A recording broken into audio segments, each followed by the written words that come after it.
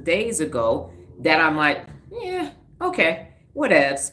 And Nola had this experience. So she was very hyped about graduating high school a year early. And like 3 months after it happened, she was like, okay, I don't feel like talking about that no more. That's old. I got some new stuff I'm working on. And so she got tired of telling the story. And I told her that that's just part of it. It's not your last accomplishment. It's just one of the bigger ones.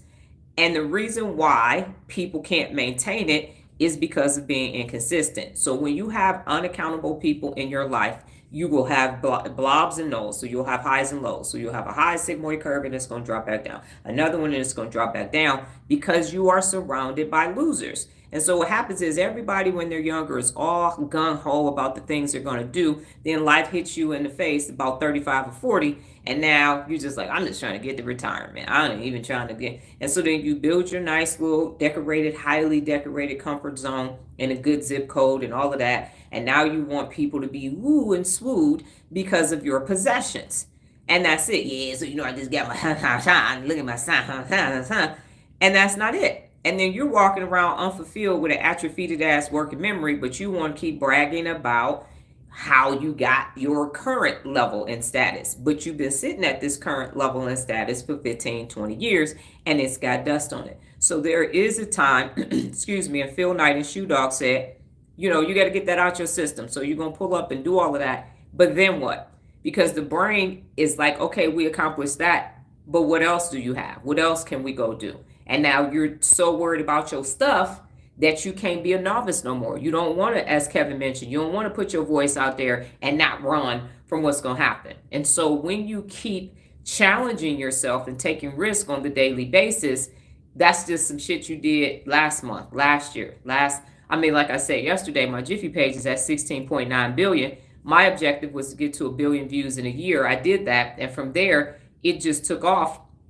And I don't even go, I've not added anything to it when it's time for me to use my name on a post or a Jiffy or whatever. It's there, but it's just doing its own thing. And now it's in the APIs and in your phone and everything. I had no idea that was going to take place. I was just getting a goal and seeing what could happen if I could get to that goal in a year. And it was a high standard. Nola was not on board with that. To this day, she's still saying, I still don't understand it. That's Dr. Donna math. Like, how are we at 100 million? And you say, yeah.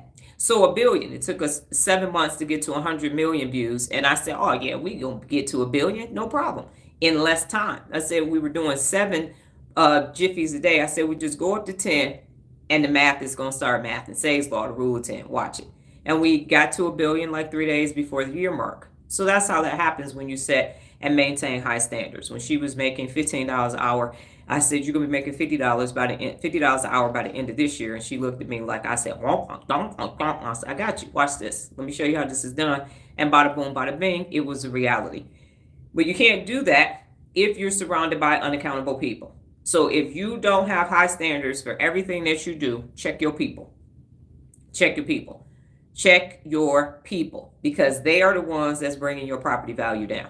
They are the ones, and anybody that knows anything about real estate, you're doing comps for your house, for you. So and you're looking at your value. Now you look at all the people in your life, because you got to do a comp on them and see what the comparable pricing is. And if your value is at 1 million and they at 100,000, 50,000, 30,000, 10,000, no one's gonna pay for $1 million house in a neighborhood with 5,000, 10,000. It's not gonna happen. And so you're gonna spend all your time where you could be setting and maintaining high standards, trying to increase their property value, and you're gonna be devaluing your own value, trying to bring up their value. So you don't do that. You pick up all your shit and you leave.